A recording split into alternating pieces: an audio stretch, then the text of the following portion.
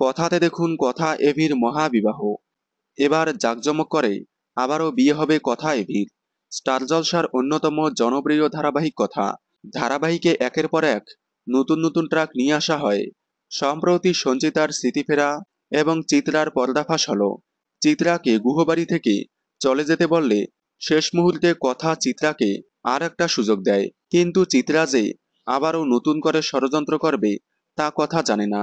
চিত্রা এবার নতুন করে প্ল্যান করে কথাকে একেবারে শেষ করে দেওয়ার। তবে এবার কথাতে আসছে মহাধামাকা নতুন চমক। আগেই বলেছিলাম কথাতে আসছে নতুন নায়িকা, যার সাথে এভির বিয়ের আয়োজন করা হবে। মানে সঞ্চিতার পছন্দ করা মেয়ে যে কথা তা সঞ্চিতা জানে না।